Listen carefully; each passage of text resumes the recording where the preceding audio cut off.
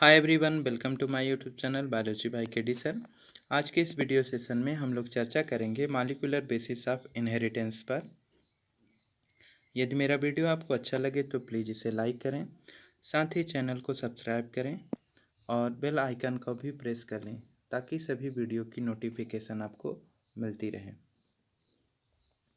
तो आइए सबसे पहले हम बात करते हैं जो आनुवंशिकी होती है, जेनेटिक्स होती है, उसके विषय में। तो आनुवंशिकी क्या है? तो जैसा कि हम सभी जानते हैं, काफ़ी पुराने समय से पहले से भी हम जानते हैं कि जो जेनेटिक्स है वो एक तरह से बायोलॉजिकल इनहेरिटेंस, जो जीवधारियों के जो कैरेक्टर होते हैं, बायोलॉजिकल कैरेक्टर होते हैं, वो सभी कैरेक्टर्स एक पीढ़ी से दूसरी पीढ़ी के अंदर आनुवंशिकी के द्वारा ही ट्रांसफ़र होते हैं। अर्थात जो माता पिता के जो लक्षण होते हैं वो एक पीढ़ी से दूसरी पीढ़ी में बच्चों में जेनेटिक्स के कारण ही ट्रांसफ़र होते हैं। अगर हम बात करें जेनेटिक्स की, तो इसे खास रूप से आप देख सकते हैं, जेनेटिक्स में also be defined as the science that deals with the nature and behaviour of gene. तो खास रूप से अगर हम देखें तो जो माता पिता के लक्षण होते हैं, नेचर या करेक्टर होता है, बिहेवियर होता है, वो सारे लक्षण भी एक पीढ़ी से दूसरी पीढ़ी में जेनेटिक्स अर्थात आनुवंशिकी के कारण ही जाते हैं। तो बेसिकली जो जो फंडामेंटल कैरेक्टर होते हैं, जो आनुवंशिक लक्षण होते हैं, वो आनुवंशिक लक्षणों की जो खास रूप से जो इकाई के तौर पे काम करती है, अर्थात जो पीढ़ियों के लक्षण होते हैं उसे जो ट्रांसफ़र करने का काम करता है वो कौन करेगा? जीन। तो जीन एक तरह से क्या हो जाता है? फंडामेंटल हेरिडिटरी यूनिट के तौर पे काम करेगा। और यहाँ पे अगर हम देखें तो जो हेरिडिटी है, जो वंशागति या आनुवंशिकता है खास रूप से, तो आनुवंशिकता में एक काफ़ी चर्चित शब्द है, लाइक बिगेट्स लाइक, जैसे का तैसा, मतलब जिसके माता पिता जैसे होंगे या फिर जो प्राणी जिस तरह के होंगे उनके बच्चे भी उन्हीं के जैसे होते हैं। तो जो नए ऑफस्प्रिंग्स होते हैं, नई जनरेशन होती है, वो पेरेंटल जनरेशन से काफ़ी सिमिलरिटी शो करती है, काफ़ी समानता प्रदर्शित करती है। तो वो कंडीशन जनरली इन्हीं कारणों से होती है। अगर हम चर्चा करें जेनेटिक्स, तो जेनेटिक्स जो होता है एक तरह से सेंट्रल पोजीशन, बायोलॉजी का जो सेंट्रल पोजीशन है, मतलब इस वर्तमान समय के अंदर जो मॉडर्न साइंस है, मॉडर्न बायोलॉजी है, उसमें जो काफ़ी वरीयता दी जाती है वो जेनेटिक्स को दी जाती है। और सभी जीवों के अंदर जो जेनेटिक्स है वो समान रूप से लागू होती है। It can be applied to all microbes. तो जो छोटे सूक्ष्म जीव होते हैं, पौधे होते हैं, साथ ही जो प्राणी होते हैं, एनिमल्स होते हैं, उन सब में जेनेटिक्स एक जैसी लागू होती है। तो सूक्ष्म जीवों में, पौधों में, जंतुओं में, सभी के अंदर जो उनके पेरेंटल कैरेक्टर होते हैं, उनके डॉटर जनरेशन के अंदर ट्रांसफ़र होते रहते हैं। तो ऐसा सभी प्राणियों में देखने को मिलता है। इस स्लाइड में हम देखें, अगर बात करें कि ब्रांचेज ऑफ जेनेटिक्स, तो जो जेनेटिक्स होता है, जो आनुवंशिकी है, उसे कुल कितनी मुख्य शाखाओं में बांटा गया है। तो खास रूप से अगर हम बात करें जेनेटिक्स की, तो जो जेनेटिक्स है इसे मुख्य रूप से 3 शाखाओं में विभाजित किया जाता है। तो जो पहली शाखा है इसे हम लोग कहते हैं ट्रांसमिशन जेनेटिक्स। तो ट्रांसमिशन जेनेटिक्स जो होता है इसे कभी कभी हम लोग क्लासिकल या फिर मेंडेलियन जेनेटिक्स भी कहते हैं, जो कि जो आनुवंशिकी है इसकी काफ़ी पुरानी शाखा है। और इस शाखा के अंतर्गत हम लोग क्या करते हैं कि ट्रांसमिशन ट्रांसमिशन का मतलब जो जेनेटिक कैरेक्टर हैं, जो जीन होते हैं, वो कैसे जो पेरेंट जनरेशन के जो जेनेटिक कैरेक्टर होते हैं उन्हें कैसे एक जनरेशन से दूसरी जनरेशन के अंदर ट्रांसफ़र करते हैं। तो जीन किस तरह से पेरेंटल कैरेक्टर को नेक्स्ट जनरेशन के अंदर ट्रांसफ़र करते हैं, इस विषय पे चर्चा हम लोग ट्रांसमिशन जेनेटिक्स के अंतर्गत करते हैं। दूसरे नंबर पे हम देखें तो जो जेनेटिक्स की दूसरी मुख्य शाखा है उसे हम लोग कहते हैं मॉलिक्यूलर जेनेटिक्स। तो मॉलिक्यूलर जेनेटिक्स जो है इसमें हम लोग जनरली क्या देखते हैं कि ये स्ट्रक्चर और जो फंक्शन होता है जीन का मॉलिक्यूलर लेवल पे वो कैसा होता है। तो जीन का स्ट्रक्चरल और फंक्शनल यूनिट क्या होती है, जीन किस तरह से कार्य करता है और इसमें ऐसे कौन से कैरेक्टर होते हैं, वो कैसे रिस्पॉन्सिबल होता है कि पेरेंटल कैरेक्टर को डॉटर जनरेशन में ट्रांसफ़र करें। तो इस लेवल पे हम मॉलिक्यूलर लेवल पे जाके जीन को एक तरह से पूरी तरह से स्टडी करते हैं इस शाखा के अंतर्गत। और तीसरे नंबर पे हम चर्चा करते हैं पॉपुलेशन जेनेटिक्स की। तो जो पॉपुलेशन जेनेटिक्स होता है एक तरह से काफ़ी एक ही तरह के जो प्राणी होते हैं और उनमें भी आप देखेंगे कि अलग-अलग जीवों के अंदर काफ़ी अंतर देखने को मिलता है। जैसे हम बात करें, जैसे एक ही माता-पिता होते हैं, तो उनकी कई संतानें होती हैं, फिर भी उनमें काफ़ी अंतर होता है। तो वो जो अंतर होता है, एक तरह से पॉपुलेशन की वजह से है।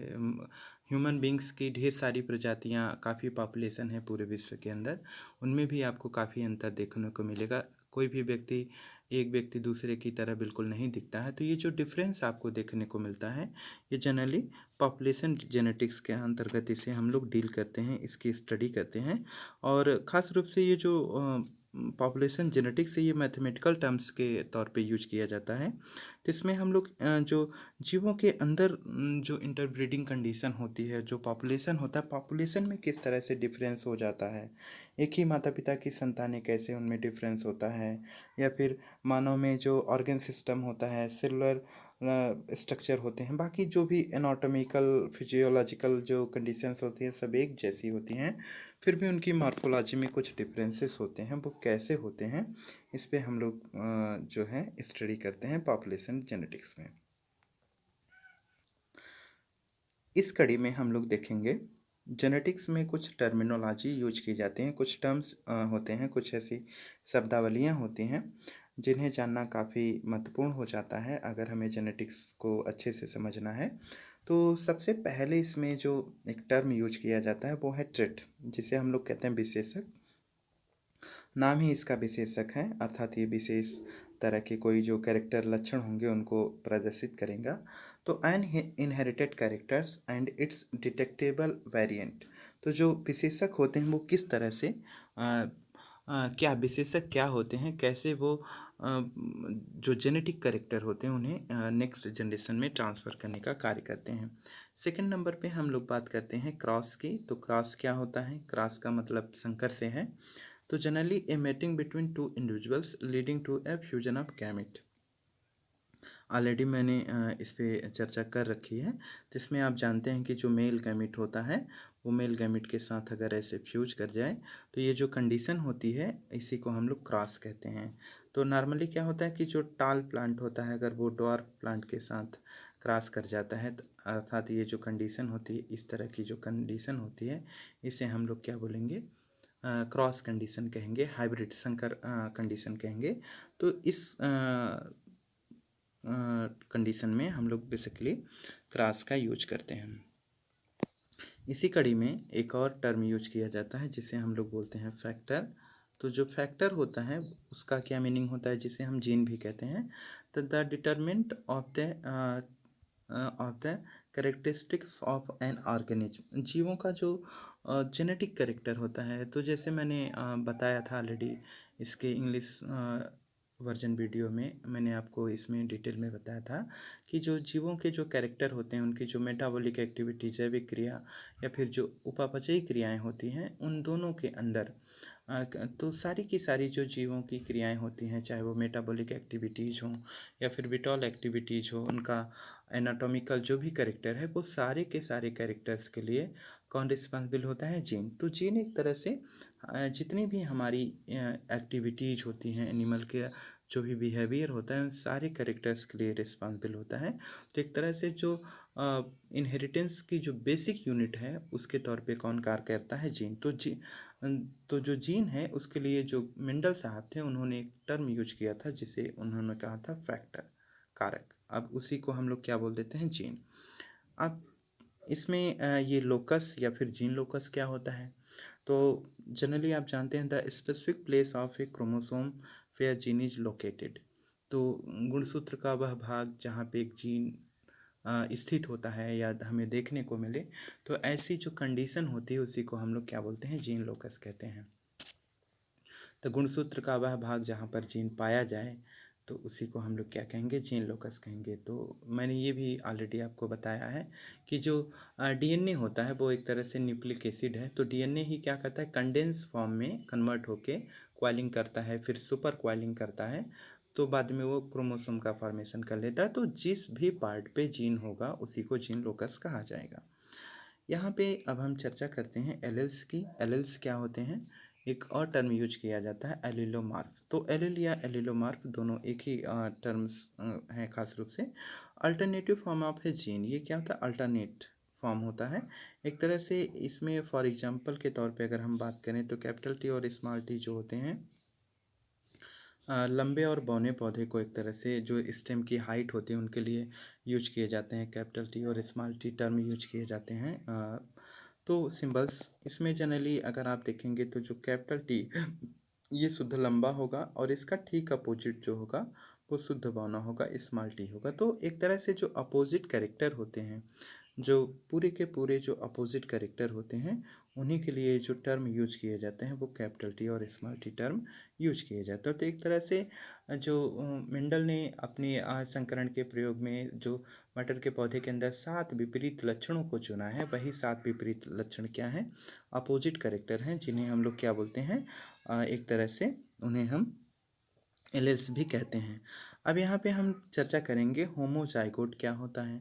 तो होमोजाइगोट का मतलब होता है ऐसे कैरेक्टर या फिर ऐसे लक्षण जो आइडेंटिकल नेचर के होते हैं, एक जैसे होते हैं, समान तरह के होते हैं कैरेक्टर्स, उन्हीं को हम लोग होमोजाइगोट कहेंगे। तो जैसे अगर हम बात करें तो जो कंडीशन आपको देखने को मिल रही है यहाँ पे कैपिटल टी और स्मॉल टी में, इसमें जो कैपिटल टी है एक तरह से ये होमोजाइगोट है। इसके दोनों जीन क्या हैं? डोमिनेंट नेचर के हैं। जबकि यहाँ पे अगर आप देखें तो स्मॉल टी यहाँ पर भी आपको दोनों के दोनों जीन रिसेसिव नेचर के अप्रभावी लक्षण के दिख रहे हैं। तो यहाँ पे भी कंडीशन क्या होगी? एक तरह से होमोजाइगोट होगी। तो जब जीन जो होते हैं वो सेम कैरेक्टर के लिए जिम्मेदार होते हैं, रिस्पॉन्सिबल होते हैं, तो जो जाइगोटिक कंडीशन होती है उसे हम लोग होमोजाइगोट कहेंगे। इसी कड़ी में अगर आप देखें हेट्रोजाइगोट, तो जो हेट्रोजाइगोट होता है, हेट्रोजाइगोट एक तरह से इसमें दो अलग अलग जीन हैं और दोनों अपोजिट कैरेक्टर के हैं, या फिर आप कह सकते हैं एल्स नेचर के हैं। तो ऐसी स्थिति में इन्हें हम लोग क्या कहेंगे? हेट्रोजाइगोट। तो जाइगोटिक कंडीशन जो होगी अगर वो डिफरेंट है, अलग है, तो उसे हेट्रोजाइगोट, अगर सेम जीन है उसमें तो उसे होमोजाइगोट कह सकते हैं। काफ़ी इंपॉर्टेंट टर्म्स हैं ये। अब यहाँ पे इसी कड़ी में हम देख लेते हैं फिनोटाइप क्या होता है। तो phenotype observable morphological appearance of the trait. तो जो विशेषक होते हैं उनकी जो मॉर्फोलॉजिकल कंडीशन होती है, उनकी जो आकार की स्थिति होती है या फिर जो संरचना होती है, उसी को हम लोग फिनोटाइप कहते हैं। तो जीवधारी का जो बाहर का लक्षण जो हमें देखने में दिखता है, दिखाई देता है, उसी को हम लोग क्या बोलते हैं? फिनोटाइप कहते हैं। एग्जाम्पल के तौर पे जैसे अगर हम बात करें तो जो लंबा पौधा होता है या फिर जो लाल रंग का जो फूल होता है, उसमें ऐसी टाल प्लांट एंड रेड फ्लावर जो होते हैं, उनका ये जो कलर या फिर उनका जो ये करेक्टर है, वो बेसिकली हमें फिनोटिपिक करेक्टर में उसे हम लोग इंक्लूड करते हैं। तो जीवधारी का मार्फोलॉजिकल करेक्टर या नेचर ही क्या कहलाता है? फिनोटाइप कहलाता है। अब ये जीनोटाइप क्या होता है? तो जीनोटाइप की अगर हम बात करें तो जो फिनोटिपिक करेक्टर होते हैं वो किस वजह से होते हैं? जीनोटाइप की वजह से। तो जीनोटाइप जैसे यहाँ पे जो पौधा है, अगर कोई पौधा शुद्ध लंबा है तो उसमें जो जीन है वो दोनों कैपिटल टी हैं, इस वजह से वो शुद्ध लंबा है। अगर वो संकर लंबा होता तो ऐसी स्थिति में भी उसके जो जीन थे, एक डोमिनेंट तो दूसरा क्या होता? रिसेसिव। इस कारण से वो जो प्लांट था वो संकर लंबा दिखता। तो यहाँ पे ये जो आपको जीनोटाइप और फिनोटाइप है वो दोनों एक दूसरे से ही रिलेटेड हैं। तो जो जीन मॉर्फोलॉजिकल नेचर के लिए रिस्पॉन्सिबल होते हैं वही कैरेक्टर क्या कहलाता है? जीनोटाइप कहलाता है। एक और टर्म यूज किया जाता है जिसे हम लोग बोलते हैं हाइब्रिड। तो हाइब्रिड को ही संकर कहते हैं, क्रॉस ऑलरेडी उसके लिए हिंदी में क्रॉस ही शब्द यूज किया जाता है। तो हाइब्रिड का मतलब होता है जब दो तरह के अपोजिट कैरेक्टर एक साथ आपस में मिल जाएं और उसमें से न तो पूरा प्रभावी वाला दिखे, न ही अप्रभावी वाला दिखे, मतलब उसे सेपरेट न कर पाएँ, तो ऐसी कंडीशन ही हाइब्रिड कही जाती है। Offsprings obtained from A cross between two genetically different parents. तो इसमें क्या होगा? जनरली दो तरह के जो पेरेंट्स होते हैं, एक डोमिनेंट तो दूसरा रिसेसिव, और उनकी कैरेक्टर अगर डॉटर जनरेशन में ट्रांसफ़र हो जाएं और उन कैरेक्टर्स को आप सेपरेट न कर पाएँ, तो ऐसी जो स्थिति होती है उसी को हम लोग क्या कहते हैं? हाइब्रिड कहते हैं। इसी कड़ी में एक टर्म यूज किया जाता है पी जनरेशन, जिसे हम लोग पेरेंटल जनरेशन भी कहते हैं। Of the organism involve in the original cross.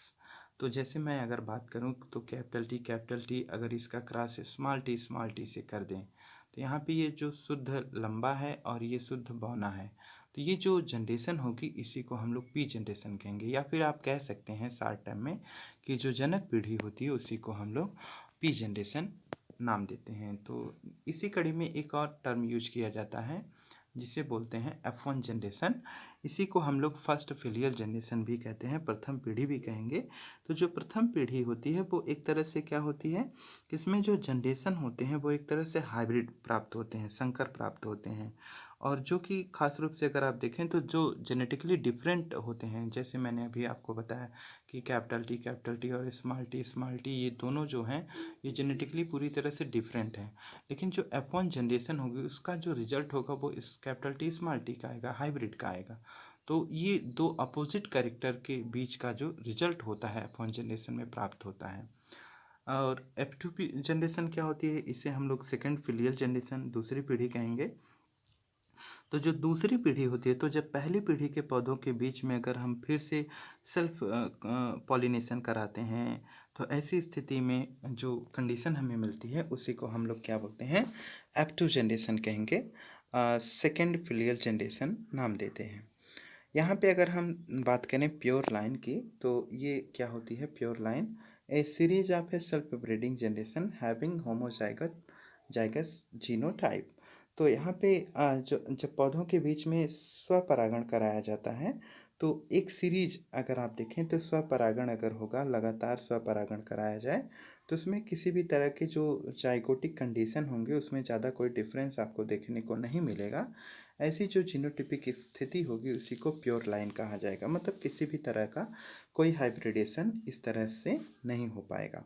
Phenocopy क्या होता है, non hereditary phenotypic modification caused by the special environmental conditions. तो जो प्योर लाइन होगा उसी में बेसिकली अगर आप देखें तो अगर किसी भी तरह का प्लांट्स के अंदर कोई फिनोटिपिक कैरेक्टर अगर चेंज नहीं हो रहा है, मॉर्फोलॉजी में अगर आपको किसी भी तरह का डॉटर और पेरेंट में डिफरेंस नहीं देखने को मिलता है तो ऐसी जो स्थिति होती है उसी को फिनोकॉपी कहा जाता है।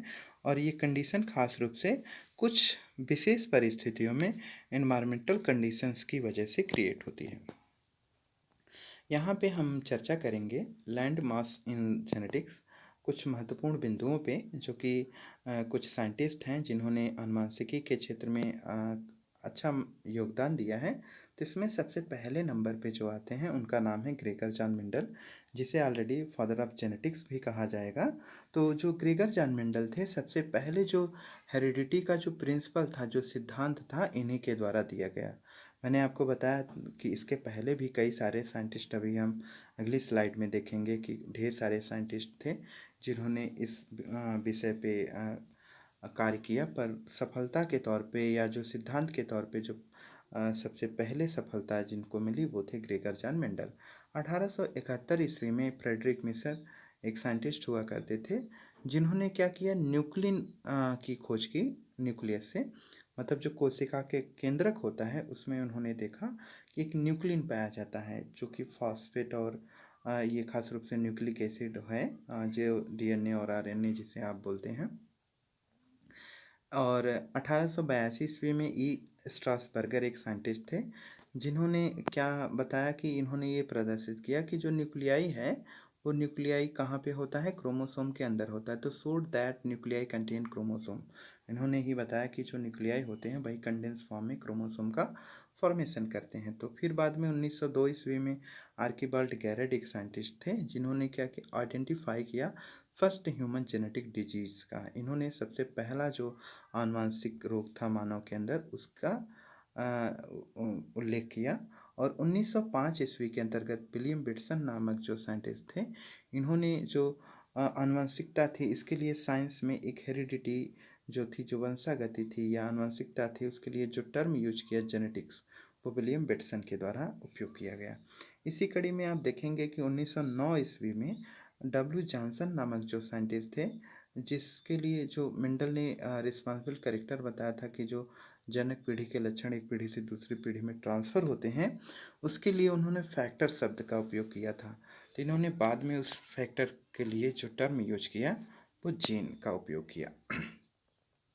अगर हम देखें सन 1953 की बात करें तो 1953 में एक वैज्ञानिक थे, एक या दो थे, जेम्स वाटसन और फ्रांसिस क्रिक।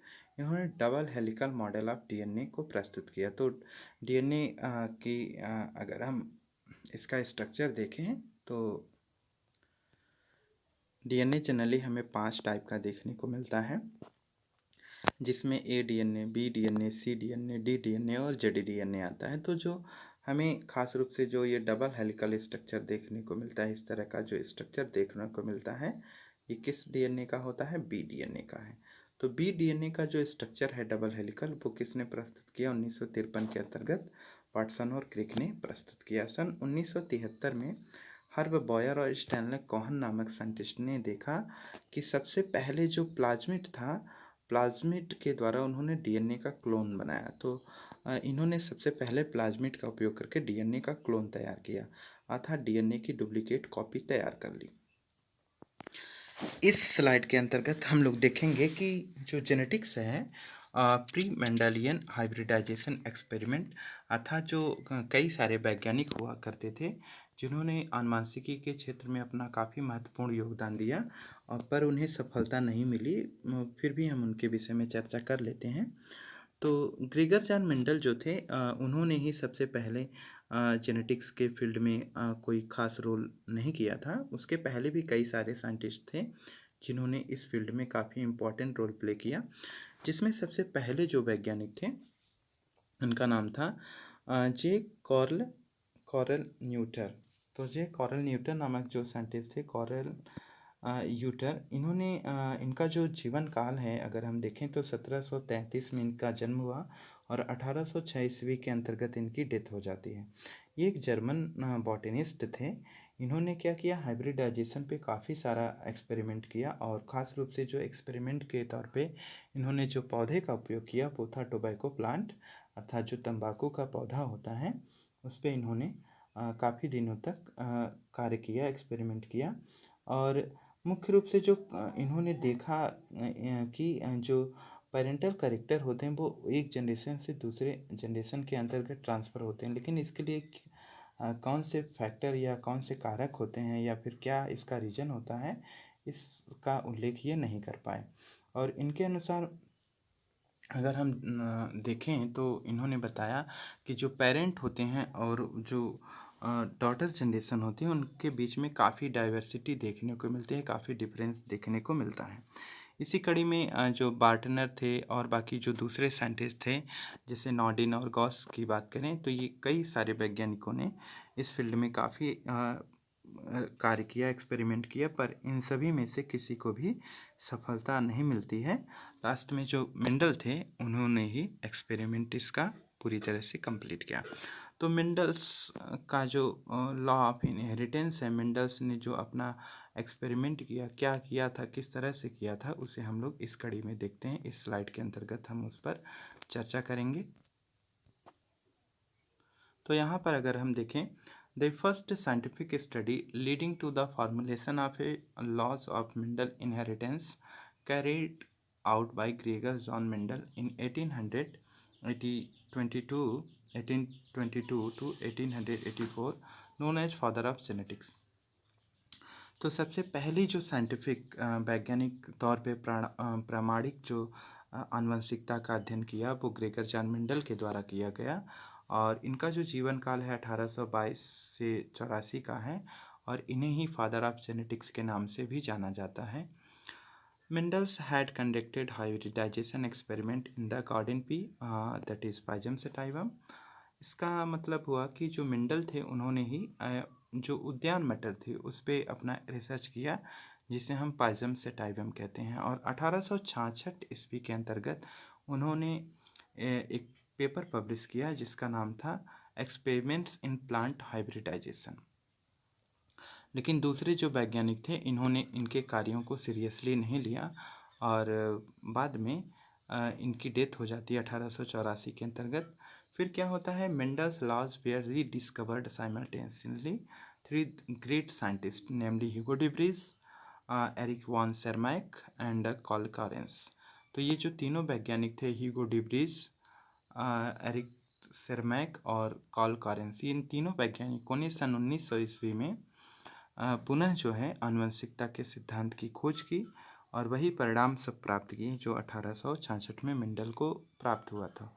तो इन तीनों वैज्ञानिकों के द्वारा ही जो पुनः रिडिस्कवरी की गई मेंडेलियन इनहेरिटेंस की, उसे एक पेपर में पब्लिश किया गया जिसका नाम क्या था, फ्लोरा। बाद में देखा गया कि जो मेंडल थे उन्होंने दो तरह के प्रिंसिपल दिए, सिद्धांत दिए अपने टोटल एक्सपेरिमेंट में। तीनों साइंटिस्ट ने कंक्लूजन के बेसिस पे देखा कि एक उनका कंक्लूजन था सेग्रीगेशन, जिसे प्योरिटी ऑफ गैमेट कहेंगे। दूसरा था इंडिपेंडेंट असार्टमेंट। तो दो तरह के जो लॉ हैं, नियम हैं, वो मेंडल के द्वारा प्रस्तुत किए गए। यहाँ पे हम चर्चा करेंगे मेंडल के द्वारा उपयोग किए गए कुछ जो सिंबल्स हैं या फिर कैरेक्टर्स हैं, तो क्या उनके रीजन थे, उनकी सफलता के क्या कारण थे। तो अगर हम देखें तो मेंडल ने बेसिकली क्या किया, कुछ ऐसे 7 विपरीत लक्षणों को चुना अपने एक्सपेरिमेंट के अंतर्गत जो ईजिली मटर के पौधे के अंदर दिखाई देते हैं। यहाँ पे अगर जैसे हम देखें तो मटर का जो पौधा होता है वो लंबा और बौना दोनों कंडीशन में आपको देखने को मिलेगा। तो इस स्लाइड में आप देखेंगे कि ये 7 जो अपोजिट कैरेक्टर हैं, जैसे कि जो स्टेम की हाइट है वो टॉल और ड्वार्फ होती है, तो कंडीशन होती है।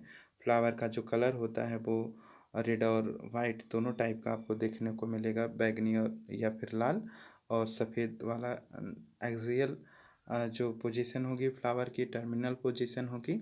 ऐसी सारी स्थिति हमें देखने को मिलती है। इस स्लाइड के अंतर्गत हम लोग डिस्कस करेंगे मोनोहाइब्रिड क्रॉस क्या होता है, जिसे हम लोग मोनोहाइब्रिड क्रॉस को एक गुण संकरण कहेंगे। इसमें हम लोग खास रूप से एक ही विपरीत गुणों के बीच में क्रॉस कराते हैं।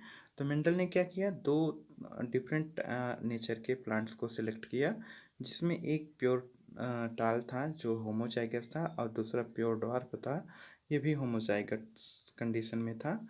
और जब इन दोनों के बीच में क्रॉस कराया तो उनको जो F1 जनरेशन के अंतर्गत जो भी रिजल्ट प्राप्त होता है, उनमें देखा कि सभी के सभी पौधे संकर लंबे थे।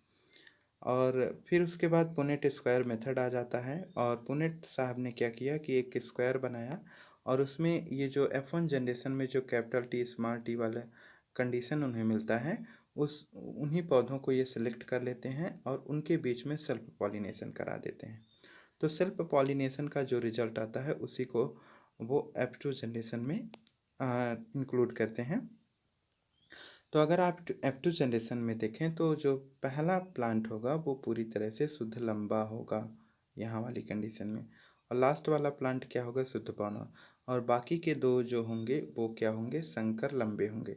अर्थात अगर हम परसेंटेज में देखें तो 25% जो प्लांट होंगे वो एक तरह से प्योर टाल होंगे, और 25% प्लांट क्या होंगे, प्योर ड्वार्फ होंगे, जबकि 50% प्लांट जो होते हैं वो एक तरह से हाइब्रिड होते हैं। तो एक तरह से अगर यहाँ पे हम देखें जो F2 जनरेशन है, वहाँ का जो फिनोटिपिक रेशियो है 3:1 हो जाता है, जबकि उसका जीनोटिपिक रेशियो 1:2:1 हो जाता है। यहाँ पे आपको जीनोटाइप और फिनोटाइप, ये फिनोटिपिक रेशियो और ये हो जाएगा जीनोटिपिक रेशियो।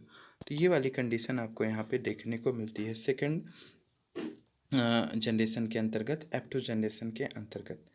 इसे ही लॉ ऑफ प्योरिटी या फिर सेग्रीगेशन भी कहते हैं। अब यहाँ पे हम लास्ट स्लाइड में डिस्कस करेंगे, आज की इस स्लाइड में बैक क्रॉस और टेस्ट क्रॉस क्या होता है, जिसे पूर्वज संकर संकरण या फिर परीक्षण संकर संकरण भी कहते हैं। काफ़ी महत्वपूर्ण टॉपिक है ये। अगर इस स्लाइड में हम बात करें तो जनरली क्या होता है कि जब मेंडल साहब ने एक शुद्ध लंबे और शुद्ध बौने पौधे के बीच में, जो कि पेरेंटल प्लांट थे, इनके बीच में जब क्रॉस कराया तो देखा उनको जो पहली जनरेशन थी, जो पहली पीढ़ी थी, उसमें सभी के सभी पौधे संकर लंबे प्राप्त हो जाते हैं। तो पहली पीढ़ी के अंतर पौधे सभी संकर लंबे प्राप्त होते हैं। जब इन्हीं का क्रॉस पुनः वो जनक पीढ़ी से करा देते हैं तो ऐसी जो स्थिति होती है उसी को हम लोग बैक क्रॉस कहते हैं, पूर्वज संकर संकरण कहते हैं। लेकिन इसमें टेस्ट क्रॉस क्या हो जाता है, तो टेस्ट क्रॉस परीक्षण संकर संकरण का मतलब होता है जब पहली पीढ़ी के संकर पौधे का क्रॉस जनक पीढ़ी के शुद्ध बौने के साथ कराया जाता है। तो ऐसी स्थिति जो होती है उसी को परीक्षण संकर संकरण कहते हैं। कहने का मतलब कि F1 जनरेशन के हाइब्रिड प्लांट का क्रॉस P जनरेशन के प्योर ड्वार्फ के साथ या फिर रिसेसिव प्लांट के साथ करा दिया जाता है। तो जो कंडीशन होती है उसी को हम लोग बोलते हैं टेस्ट क्रॉस।